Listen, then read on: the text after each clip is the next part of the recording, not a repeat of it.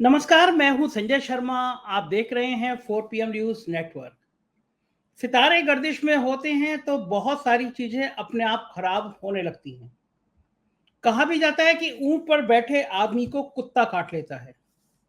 प्रधानमंत्री जी इन्हीं मन स्थिति का शिकार हो रहे हैं और हालात लगातार एक के बाद एक खराब होते जा रहे हैं। मैं आज बात करूंगा, इस वीडियो में आपको बताऊंगा कि मध्य प्रदेश में कितनी सीटें आ रही हैं और छत्तीसगढ़ में क्या हाल है, और इसके बाद प्रधानमंत्री जी किन किन भारी मुसीबत का सामना करने वाले हैं। सबसे बड़ी मुसीबत उत्तर प्रदेश से आ रही है। जो रिपोर्ट आ रही है, इंटेलिजेंस की रिपोर्ट जो प्रधानमंत्री जी को दी गई है, जो संघ ने रिपोर्ट दी है, जो भाजपा ने रिपोर्ट दी है, प्रधानमंत्री जी ने पिछले 6 सालों में जो बिसात बिछाई है, अब वो बिसात का जवाब देने का, उस बिसात को पलटने की बारी अब योगी आदित्यनाथ की है। और प्रधानमंत्री जी को भी संकेत हैं कि मध्य प्रदेश और छत्तीसगढ़ के नतीजों के बाद सिर्फ उत्तर प्रदेश में ही नहीं, बल्कि कुछ और राज्यों में और भारतीय जनता पार्टी के अंदर भी कुछ और योगी आदित्यनाथ खड़े होने वाले हैं। दरअसल आप तानाशाह नहीं हो सकते इस देश में। आपको इस लोकतंत्र के देश में लोकतांत्रिक बातें करना ही पड़ेंगी। प्रधानमंत्री जी ने जो तानाशाही वाला रवैया अपनाया था, एक अकेला सब पर भारी, उससे भारतीय जनता पार्टी के सांसद अंदर अंदर कसमसा रहे थे, बेचैन थे, परेशान थे। नितिन गडकरी, राजनाथ सिंह, शिवराज, वसुंधरा जैसे तमाम नेताओं की लाइन लगी हुई है, जो इस बात से बहुत आहत थे कि उनकी जीने की आजादी छीन ली गई है। मोदी सरकार के मंत्रियों को इतना भी अधिकार नहीं था कि वो एक 5 स्टार होटल में खाना खा ले, बढ़िया कपड़े पहने। उनको लगता था एक कैमरा, एक जासूस उनके पीछे लगा हुआ है। मोदी जी ने जब शपथ ली थी, आपको याद होगा, एक मिनिस्टर को गए थे चाय पीने के लिए, एक अच्छी जगह, फोन आ गया था कि ट्रेक सूट में आप कहां घूम रहे हैं। और तब से ना नेताओं को बल्कि अफसरों को भी डर लगता है कि ये तीसरी आंख उनका पीछा कर रही है। और ये कसमसाहट, ये दर्द भारतीय जनता पार्टी के अंदर अब विद्रोह की स्थिति ले आई है। मामला मध्य प्रदेश से बिगड़ना शुरू हुआ। प्रधानमंत्री को अभी तक यह गुमान था कि मेरा चेहरा ही काफी है, मैं जहां चाहूंगा मैं अपना चेहरा रखूंगा और चुनाव जीत लूंगा। 2014 से 2019 तक यह हुआ भी। लोग मानते थे कि इस देश में एक भगवान विष्णु का अवतार पैदा हुआ है। यह अवतार ऐसा है कि जिधर देखेगा उधर भीड़ चढ़ जाएगी, जिधर सोचेगा उधर क्रांति हो जाएगी। लेकिन अब हालात बदल गए। अब वो हालात नहीं रहे कि ये चेहरा जिधर देखेगा उधर क्रांति हो जाएगी, बल्कि अब हालात ऐसे हो गए हैं कि कुछ राज्यों में प्रधानमंत्री का चेहरा देखने को लोग तैयार नहीं है, उनके सहयोगी दल तैयार नहीं है। मिजोरम में तो उनके सहयोगी दल ने कह दिया कि, उनके मुख्यमंत्री ने कह दिया कि आप मत आइएगा, मैं आपके साथ मंच साझा नहीं कर पाऊंगा। महाराष्ट्र में मेरे स्थानीय संपादक हैं जितेंद्र दीक्षित, वो कह रहे थे एक समय में महाराष्ट्र में प्रधानमंत्री का चेहरा बहुत अच्छा था। अब स्थानीय नेता बचते हैं कि अगर प्रधानमंत्री का चेहरा लगाएंगे तो वोट चले जाएंगे, क्योंकि महाराष्ट्र के अंदर यह पीड़ा है कि महाराष्ट्र के सारे बड़े उद्योग उठा के गुजरात भेज दिए गए। और गुजरात का आलम यह है कि गुजरात में भारतीय जनता पार्टी का जो नंबर 2 का नेता था, वो पार्टी में छोड़कर अलग हो गया। सोचिए, हालात बिगड़ रहे हैं। दक्षिण साफ हो गया है, महाराष्ट्र में बुरा हाल है, बंगाल में बुरा हाल है, बिहार में तो आपको पता ही है कैसे पसीने आए। तो फिर साहिब किस बूते पर 2024 का सपना देख रहे हैं, और किस बूते पर उत्तर प्रदेश में योगी आदित्यनाथ को कमजोर करने की साजिशें केंद्र बुन रहा है। मध्य प्रदेश में मैं कई दिन मैंने लगातार दौरा किया। वोट हो गए हैं, वोट पड़ गए हैं। मैंने वहां की एक बड़ी टीम बनाई थी। उस टीम से कहा कि अलग अलग संभाग में जाके लोगों का अनुमान लो, मन टटोलो, बात करो। और वो टीम गई, और उस टीम का जो अनुभव है उसके आधार पे मैं बता सकता हूं कि कांग्रेस को 125 से कम सीटें नहीं मिलने जा रही। खतरा होता है ये बात बोलने में। मान लीजिए बाय द वे कांग्रेस हार जाती है सपोज, तो मेरे इस ट्रोल को काट के, इस वीडियो को काट के बहुत ट्रोल किया जाएगा, मैं जानता हूं इस बात को। लेकिन ये बात मैं अपनी टीम के और बहुत गहरी अध्ययन के बाद मैं कह रहा हूं कि कांग्रेस मध्य प्रदेश में सरकार बनाने जा रही है। छत्तीसगढ़ के कुछ पत्रकारों से मैंने बात की, उनका भी ये मानना था कि छत्तीसगढ़ में कांग्रेस आसानी के साथ सरकार बना लेगी।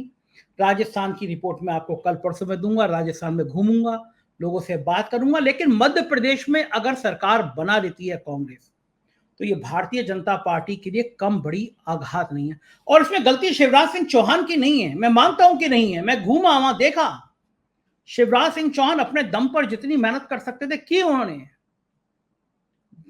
बच्चियों के लिए योजना, महिलाओं के लिए जो योजना लाए वो योजना कामगार हुई, कारगर हुई, जितना वोट मिलेगा उस योजना पे मिलेगा। लेकिन ये कहना बड़ा खराब है कि सारी महिलाओं ने बीजेपी को वोट दे दिया, क्योंकि वो योजना सिर्फ 35-40% महिलाओं को ही उस योजना का फायदा देती थी, आधी महिलाएं उसमें नहीं आ रही थी। लेकिन तब भी वो भाजपा का हिट फार्मूला था। भाजपा के लिए जो सबसे नुकसानदायक हुआ है वहां पे युवाओं का वोट है। युवाओं ने झोली भर के वोट दिया है और भाजपा के खिलाफ वोट दिया। सबसे बड़ी बात जो है वो बेरोजगारी की है। मुझे लगता है ये देश भर के अंदर बेरोजगारी का जिक्र है। आज के नौजवान की, मैंने ये अटेंडम बात है। और देखिए, आप जब अचानक बात करते हैं, आप अपने अड़ोस पड़ोस के माहौल से बात करते हैं, तो आपको स्थिति पता चलती है। मेरा भतीजा मणिपाल में इंजीनियरिंग करके गया है, मेरा बेटा ने भी इंजीनियरिंग की है। तो वो बच्चा कल आया हुआ था, मेरा भतीजा, मेरे दोस्त का बेटा है वो। तो मैं उससे पूछ रहा था कि तुम्हारे यहाँ इंजीनियरिंग कॉलेज के बच्चों का क्या माहौल है। वहां पे ग्रुप बना हुआ है बच्चों का। वो कहते हैं कि वो हेट पॉलिटिक्स के अगेंस्ट में उन्होंने ग्रुप बनाया है। सोचिए, इंजीनियरिंग मेडिकल कॉलेज का हब है, हजारों लाखों बच्चे निकल पड़ते हैं वहां पे। वहां के बच्चों ने ग्रुप बनाया कि हम नफरत भरी राजनीति के विरोध में हैं।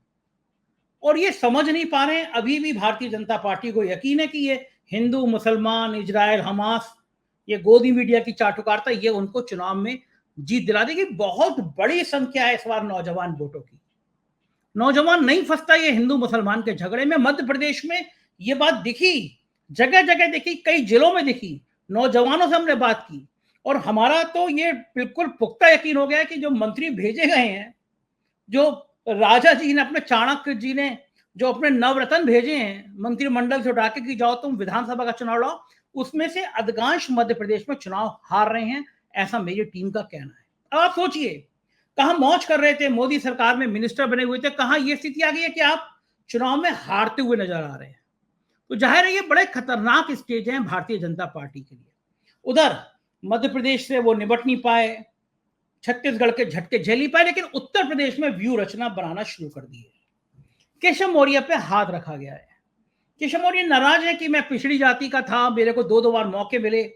मैंने पिछले दिनों वीडियो बनाया था, आपने देखा भी था कि कैबिनेट में जाने से मना कर दिया था, गई नहीं कैबिनेट की मीटिंग में। वो अयोध्या में बहुत बड़ा भव्य दीपोत्सव था, वहां नहीं गए वो केशव मौर्य। और ये कहा गया कि अब केशव मौर्य बगावत कर रहे हैं। लोग ये जानने को बेचैन थे कि क्या केशव मौर्य की बगावत के पीछे दिल्ली का हाथ है, योगी आदित्यनाथ को हटाने का प्लान बी क्या है। एक बार हम पहले भी देख चुके हैं, योगी सरकार पार्ट 1 में बड़ी सफाई के साथ एक बड़े इशारे पर 100-150 विधायक विधानसभा में धरने पर बैठ गए थे, अपनी सरकार के खिलाफ बैठ गए थे, योगी आदित्यनाथ के खिलाफ बैठ गए थे। दरअसल योगी आदित्यनाथ का कद अब बहुत बड़ा हो गया है। देश के अलग अलग राज्यों में उनको प्रधानमंत्री बनाने की मांग उठती रही है। और हैरानी की बात है कि मध्य प्रदेश में इस बार योगी आदित्यनाथ के दौरे कम लगवाए गए, राजस्थान में भी कम थे। आप सोच सकते हैं, हिंदुत्व की पिच का सबसे बढ़िया बैट्समैन, हिंदुत्व की पिच का विराट कोहली, हिंदुत्व की पिच का रोहित शर्मा, उसको आप यूपी में रोक दे रहे हो क्योंकि उसका कद ना बड़ा हो जाए। और मध्य प्रदेश में भी यही किया प्रधानमंत्री जी ने। आधे चुनाव तक उन्होंने शिवराज सिंह चौहान का नाम ही नहीं लिया, मंच पर शिवराज सिंह चौहान की तरफ मुड़ के ही नहीं देखा, जैसे शिवराज सिंह चौहान मंच पर हो या ना हो उन्हें कोई सरोकार ही नहीं है। और जो सबसे ज्यादा ब्रांड थी योजना शिवराज सिंह चौहान की, लाडली बहना योजना, उस योजना का नाम ही नहीं लेते थे प्रधानमंत्री जी। वो बताते रहते थे कि हमने G20 में ये किया, हमने दुनिया में जाके ये किया, भारत यहां पहुंच गया। लेकिन जिस योजना पे मध्य प्रदेश के मुख्यमंत्री चुनाव लड़ रहे थे, उस योजना का नाम नहीं ले रहे थे, शिवराज सिंह चौहान का नाम नहीं ले रहे थे। और ये बड़ी गलती कर गए। और जब आधा चुनाव हो गया जब ये रिपोर्ट आ गई कि मध्य प्रदेश बीजेपी हार रही है, तो प्रधानमंत्री को लगा ये गलती कर रहा हूं, क्योंकि मैं ही अपने सिर पे अपनी योजनाओं की बात कर रहा हूं। चुनाव हारेंगे तो लोग कहेंगे भाई आप ही तो थे, आप ही तो हमारे स्टार प्रचारक थे। तब प्रधानमंत्री को लगा फिर ये हार मेरे सिर पर फूटेगी। तो उन्होंने पलटी मारी, और पलटी मार के उन्होंने कहा, शिवराज सिंह चौहान का नाम भी दिया, योजना का नाम दिया। तो देर हो चुकी थी, मैसेज जा चुका था। अलग अलग संभाग में छह छह अपने मिनिस्टर सांसद उतार दिए गए थे, ये मैसेज दिया गया था, ये मुख्यमंत्री बन जाएगा, ये मुख्यमंत्री बन जाएगा, ये मुख्यमंत्री बन जाएगा। नतीजा हुआ कि पार्टी में गुटबाजी बढ़ती चली गई, पार्टी के अंदर बिखराव होता चला गया। मुख्यमंत्री कौन बने ये बाद में तय है, सब एक दूसरे की लेग पुलिंग में लग गए। दूसरा किसी तरह नीचे आ जाए, इसकी लेग पुलिंग में लग गए। नतीजा सामने आ जाएगा, 3 दिसंबर को आ जाएगा। लेकिन मेरा मोटा मोटा अनुमान है कि मध्य प्रदेश में भारतीय जनता पार्टी हार रही है। हारी पिछली बार भी थी, लेकिन ज्योतिरादित्य सिंधिया जी की बहादुरी की वजह से वो सत्ता में आ गई। प्रियंका गांधी ने कहा था कि गद्दारी का इतिहास है। हमारे मित्र हैं राकेश पाठक, बहुत अच्छे पत्रकार हैं, लेखक है, उन्होंने सिंधिया फैमिली के पूरे कच्चे चिट्टे खोल दिए थे। उन्होंने किताब भी लिखी है, मैं इस किताब की भी समीक्षा आपको कुछ दिनों में करूंगा। राकेश जी और मैं दोनों व्यस्त हैं, उनसे टाइम लेके उस किताब का भी जिक्र करूंगा। तो ये हाल पिछली बार भी था, लेकिन ज्योतिरादित्य सिंधिया ने पार्टी तोड़ी और सरकार बन गई।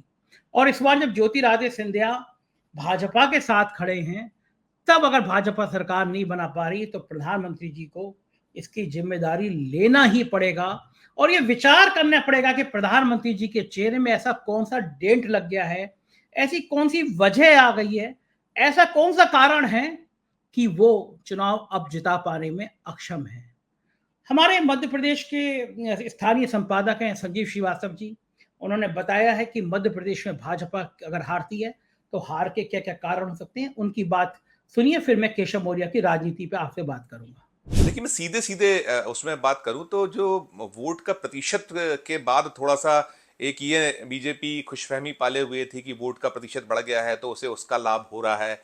पिछली बार जो 2018 था उसमें सर्वाधिक वोट 1956 के बाद से पड़े थे और उस वोट प्रतिशत में 1.5% का और उछाल हुआ, 77.15% के करीब वोट हुआ है। लेकिन दो चीजें निकल कर आई हैं। जब पूरा का पूरा गणना सामने आ चुकी है, पूरा टेबल अब दे दिया है जब इलेक्शन कमीशन ने, उसके बाद एक विस्मित करने वाली बात है कि 50 सीटें ऐसी नहीं है मध्य प्रदेश में जहां वोट का प्रतिशत गिरा है, और 50 सीटों में 29 सीटें ऐसी हैं जो बीजेपी के पास थी। 9 मंत्री थे जो शिवराज सरकार में, उनके क्षेत्रों में वोट का प्रतिशत गिर गया है। 20 सीटों पर जहां विधायक बीजेपी के थे वहां गिरा है। कुछ 20 कांग्रेस की ऐसी सीटें रही जो 2018 में उसके थी, उसका प्रतिशत गिरा है। इसके साथ साथ जो महिला वोट भी है, महिला वोट भी जब पूरा का पूरा टेबल हम लोग के सामने आया है तो उस टेबल में यह भी निकल कर आया है कि काफी सारे क्षेत्र मध्य प्रदेश में विधानसभाओं के ऐसे रहे हैं जहां पुरुषों ने ज्यादा वोट किया है। तो जो बदलाव की बयार की बात थी, हम तो बार बार जो मैदानी हकीकत देख रहे थे, मैदानी जो नब्ज को नाप रहे थे, वहां तो यही निकल के आ रहा था कि बदलाव, तो बदलाव ही बड़ी वजह एक बनकर निकलता हुआ दिखा। और हमने जब मध्य प्रदेश भर से अलग अलग क्षेत्रों से और उसको बहुत इन डेप्थ जाकर नापा है, जांचा है, तो हमें जो रिपोर्ट्स मिल गई हैं उस रिपोर्ट्स में जो मध्य प्रदेश में मालवा निमाड़ ऐसा क्षेत्र है जिसे सत्ता का रास्ता माना जाता है। 2018 में 30 सीटें कांग्रेस जीत पाई थी और 33 बीजेपी ने जीत ली थी और 3 अन्य ने जीती। कुल 66 सीटें हैं मालवा निमाड़ में। 30 के बाद भी 114 पर पहुंची थी कांग्रेस। पहली बार ऐसा हुआ था कि सीटें कम थी लेकिन सत्ता तक पहुंचने में मदद करने वाला क्षेत्र मालवा रहा था। तो इस बार भी जो निकल कर आ रहा है, जिस तरीके का जो वहां घबराहट, बेचैनी दिखी और जो एक हैवी वेट जो लीडरानों को उतारा गया था, उस वो भी क्षेत्र वहां शुमार था, वो भी कहीं ना कहीं संकट में बार बार पा रहे हैं, हम उनको देख रहे थे। तो वहां निकल के आ रहा है कि इससे बेहतर करेगी, मतलब 66 में 30 थी, इससे ऊपर भी जा सकती है कांग्रेस, और रिपोर्ट्स हैं। फिर साथ साथ महाकौशल में थोड़ा सा कहीं कोई ऐसा लगता है कि हल्का सा कुछ ऊंच नीच हो, लेकिन एंड ऑफ द जब नतीजे आएंगे और ईवीएम की मशीन खुलेगी और बदलाव की जो बात है, तो फिर वहां भी कमाल की स्थिति पैदा हो सकती है। मध्य भारत वैसे ही कांग्रेस के लिए थोड़ा कमजोर कड़ी रहता है और बहुत इसमें सुधार होगा, उम्मीद कम है। यहाँ 36 सीटें हैं, पिछली बार 12 ही मिली थी, लेकिन इन सब के बाद 12 के बाद कुछ बढ़ भी सकती हैं जो निकल कर आ रहा है, कुछ जो चमत्कारिक ढंग से बढ़ जाए। और सबसे बड़ा यदि नुकसान बीजेपी को कहीं से हो रहा है तो वो ग्वालियर चंबल से हो रहा है। ग्वालियर चंबल में 34 सीटें हैं, पिछली बार कांग्रेस ने यहाँ कमाल किया, तो ना केवल कमाल किया था आगे रही थी, बल्कि इस बार तो सिंधिया के बीजेपी में आ जाने के बाद बढ़त दिख रही है, और अच्छी खासी बढ़त दिख रही है, जो वहां की रिपोर्ट्स जो बता रही हैं। और वहां भी ये कहा जा रहा है कि लाडली बहना योजना के जो भरोसे बीजेपी या उसके रणनीतिकार हैं वो उसको बहुत मदद दे पाएगी, इसकी संभावना कम है। विंध्य में पिछली बार बीजेपी ने बहुत अच्छा किया था, लेकिन इस बार कांग्रेस को काफी आगे बताया गया संकट में। विंध्य में 30 सीटें हैं, तो 30 में पिछली बार सिर्फ और सिर्फ 6 सीटें कांग्रेस हासिल कर पाई थी, और 24 सीधे सीधे बीजेपी के पास। तो बीजेपी को भारी नुकसान की संभावना है उस क्षेत्र से बताई गई है। तो वो भी एक अच्छा क्षेत्र। बुंदेलखंड भी 26 कुल सीटें हैं, वहां 17 बीजेपी ने पिछली बार पाई थी, 6 कांग्रेस को मिली थी, 2 अन्य को मिली थी। तो वहां से भी जो रिपोर्ट्स आई हैं वो निकलकर जिस तरीके का परिदृश्य बन रहा है, उसमें भी ये साफ जो रिपोर्ट्स हैं वो बतला रही है कि वहां भी बीजेपी को नुकसान होने वाला। तो ऐसा कोई क्षेत्र ही नहीं है जहां पर बीजेपी को नुकसान होता नहीं दिख रहा हो।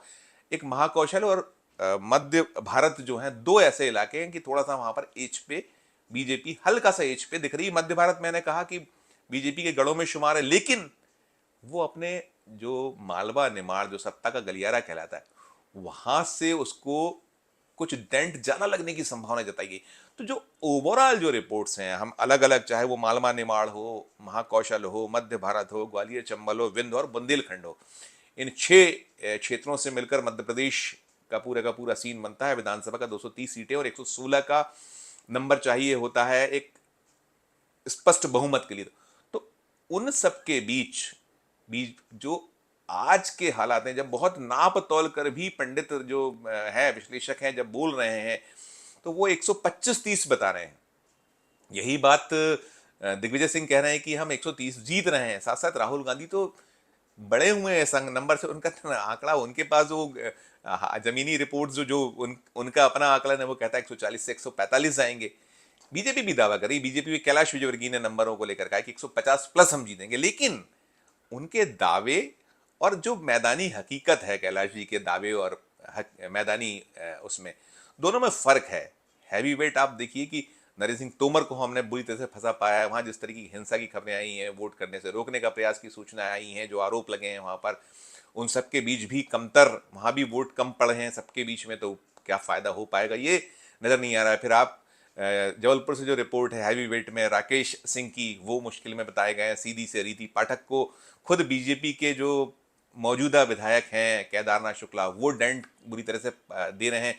तो जो ऐसे सीन मध्य प्रदेश भर में, कांग्रेस में भी कुछ जगहों पर थी, कांग्रेस ने अपनी स्थितियों को इसलिए सुधारने में सफल दिखी है वो कि उसने मुद्दा आधारित पूरे चुनाव को रखा था।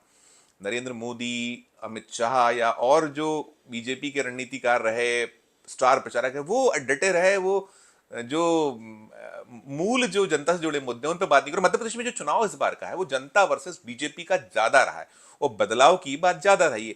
तो जो पूरा एक दृश्य निकल कर आया है, पूरा एक जो सीन बना है वो सीन, और फिर साथ साथ हमें तो जो सोर्सेस ने खबर दी है कि केंद्रीय आसूचना ब्यूरो जो मध्य प्रदेश में इंटेलिजेंस ब्यूरो है, जो केंद्र की सरकार की आंख नाक कान होता है, उसकी रिपोर्ट भी बड़ी चौंकाने वाली है। वो भी बीजेपी को रोक रहा है। 82 सीटों के आसपास की बात उसकी ओर से रिपोर्ट्स में हमें जो सोर्सेज ने बताया कि यहाँ की जो आईबी की रिपोर्ट गई है वो भी 82 सीटों पर हो जाना तो क्लियर कट नजर आ रहा है। 230 में सिर्फ यदि 82 आईबी कह रही है, तो कई बार आईबी को कुछ बढ़ा के भी कुछ चीजें करनी पड़ती हैं, क्योंकि आप अपने जो केंद्र के दफ्तर जब रिपोर्ट भेजते हैं और सीधे वो जाती है प्रधानमंत्री जी तक और केंद्रीय गृह मंत्री तक, तो बहुत सोचना समझना पड़ता है। हल्का फुल्का भी कहीं एज दिखती है तो वो उसको भी इस तरीके से नंबर को प्ले किया जाता है कि ताकि रुष्ट ना हो जाए जो केंद्र का जो कह लीजिए कि रणनीतिकार है, या जो केंद्र की जो आईबी का काम साफ साफ है। हमें जो सोर्सेज बता रहे हैं उन्होंने क्रॉस चेक भी किया है सेंट्रल के जो अफसर हैं कि ये क्या कह रहे हैं, 82 सीटें क्या हो रहा है। और जो रिपोर्ट्स हमें जो सोर्सेस ने बताया उसके मुताबिक बहुत अच्छी स्थिति नहीं बनी है, और जो लाडली बहना योजना जो गेम चेंजर मानकर चल रहा था बीजेपी का पूरा कुनबा, वो मुश्किल पहुंचा रही है। तो ओवरऑल जो स्थिति है 125 से 130 सीटें जो आपने कही हैं अपने इसमें, जो वो लगभग वही आंकड़ा अभी तो बिल्कुल तय दिख रहा है। और मैं तो ऐसा मान के चल रहा हूँ, मैंने जो मध्य प्रदेश नापा है, आप भी मध्य प्रदेश आए थे संजय जी, तो हमें साफ दिखा था कि यहाँ क्या जनता का रुख और क्या जनता का मूड है, उसको भांपने का हमने प्रयास किया था। यदि बदलाव की बयार की बात जो कहते रहे, तो मैं तो संजय जी ये भी मान के चल रहा हूँ कि ये नंबर 140 145 तो कहीं ना इससे ऊपर भी निकल जाए तो आश्चर्य नहीं होगा। देखा आपने, यह है मध्य प्रदेश की राजनीति का हाल। इधर उत्तर प्रदेश में चौसर बिछी हुई और इस समय में केशव मौर्य ने गर्म लोहे पर चोट कर दी। योगी आदित्यनाथ के लिए सबसे ज्यादा परेशानी कोई मुद्दा पैदा कर सकता था तो वो जाति जनगणना था।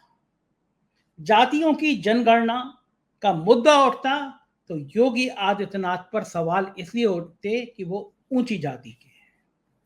और बिहार से जो जिन उठा था, जो परवान चढ़ा था, उसने भाजपा को पसीने छुड़ा दिए।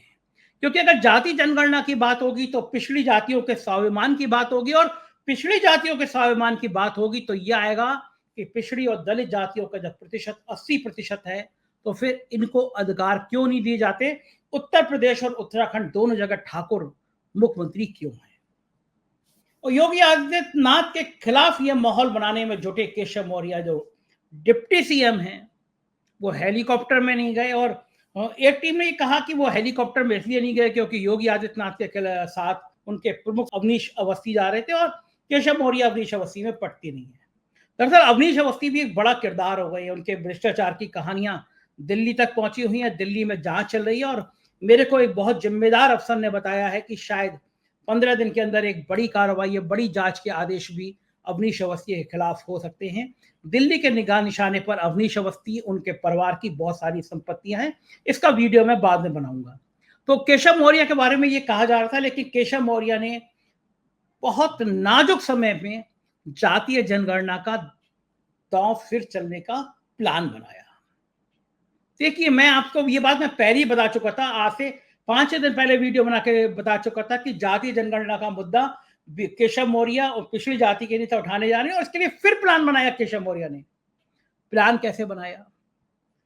प्लान बनाने के लिए केशव मौर्य ने सोचा कि मैं एक इंटरव्यू देता हूं, एक बढ़िया किसी अपने मित्र को इंटरव्यू देता हूं जो पिछड़ी जाति की बात करे। तो अनुराग श्रीवास्तव जी हैं, केशव मौर्य जी के बड़े प्रिय पत्रकार हैं, मेरे भी मित्र हैं। तो अनुराग श्रीवास्तव को बुलाया गया। अनुराग श्रीवास्तव को बुला के उस इंटरव्यू में अनुराग ने पूछा पिछड़ी जाति का सवाल, और केशव मौर्य ने कह दिया कि भारतीय जनता पार्टी पिछड़ी जातियों के खिलाफ नहीं है। मैं फिर बता रहा हूं, आप प्लानिंग देखिए। इंटरव्यू के लिए अनुराग श्रीवास्तव को बुलाया गया, जो केशव मौर्य के 1 दर्जन इंटरव्यू ले चुके होंगे, हेलीकॉप्टर में, उनके घर पे, कई कई जगह मित्र हैं उनके। उनको बुलाया केशव मौर्य ने, उनको इंटरव्यू दिया। अनुराग ने पूछा पिछड़ी जाति की बात, और फिर केशव मौर्य ने कह दिया कि भारतीय जनता पार्टी पिछड़ी जाति की जातीय जनगणना के खिलाफ नहीं है। तो क्या इसे भारतीय जनता पार्टी का अधिकृत बयान समझा जाए कि भाजपा भी चाहती है जातीय जनगणना कराना? और उत्तर प्रदेश में केशव मौर्य के बयान के बाद अगर बाकी पिछड़ी जातियों के नेता भी इस तरह का बयान देते हैं कि पिछड़ी जातियों को हक मिलना चाहिए, यहाँ जाति जनगणना होनी चाहिए, तो जाहिर है 4 या 5% जो ठाकुर आबादी है, सवाल उठेंगे कि 5% ठाकुर आबादी का व्यक्ति मुख्यमंत्री है और जिनकी 80 आबादी है उनको लोग स्टूल मंत्री कहते हैं। ये लड़ाई बढ़ेगी तो जाहिर है कुछ बगावत होगी, तब दिल्ली को आसानी होगी कि योगी आदित्यनाथ से कहा जाए कि आप दिल्ली आइए, केंद्रीय मंत्री बनिए, गोरखपुर से लोकसभा का चुनाव लड़ेंगे। लेकिन वो शायद, मुझे लगता है कि मैं उनसे बेहतर मैं योगी आदित्यनाथ को जानता हूं। योगी आदित्यनाथ पलक झपकते अपना सिंहासन, अपना ताकतो ताज पकड़ा देंगे कि ये ले अपनी लपट को मरिया, और वो गोरखपुर चल देंगे।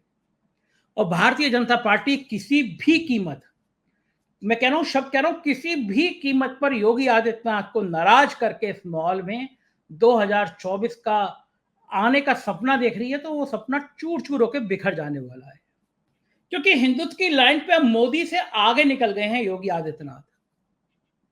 अब मुझे देखना यह होगा कि जनवरी में जब प्राण प्रतिष्ठा होगी तो जो अब तक योगी आदित्यनाथ को किनारे कर दिया कर जाते था फोटो से, केवल प्रधानमंत्री की फोटो आती थी, तो क्या इस बार फोटो फ्रेम में जो पहला फोटो होगा, जो रामलला के प्राण प्रतिष्ठा का पहला फोटो होगा, सबसे इंपॉर्टेंट फोटो होगा, क्या उस फोटो में मोदी के साथ योगी नजर आएंगे या सिर्फ अकेले मोदी आएंगे? उस कार्यक्रम में मोहन भागवत के और मोदी के बीच की ट्यूनिंग कैसी होगी, बॉडी लैंग्वेज कैसी होगी? क्योंकि माना जा रहा है संघ भी अब बहुत त्रस्त है। संघ को लगता है कि मोदी के रूप में कितना बड़ा चेहरा आ गया, वो पीछे हो गया है, तो वो मोदी को किनारे करने की कोशिश कर रहा है, योगी को आगे बढ़ाने की कोशिश कर रहा है।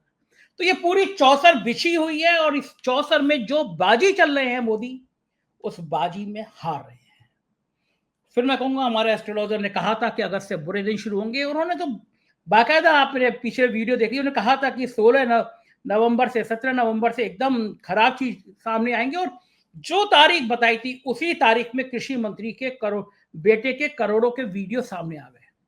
अब सोचिए कि ये ऐसी बात है कि कृषि मंत्री के बेटे का करोड़ों का वीडियो सामने आया और ये बात इतनी आसानी से हजम हो जाएगी, चर्चा का विषय नहीं बनेगी? प्रधानमंत्री के घर से चंद कदम दूर एक पार्सल आता है जिसमें गांजे का जिक्र होता है, ये सारी बातें चुनाव में मुद्दा बनेगी।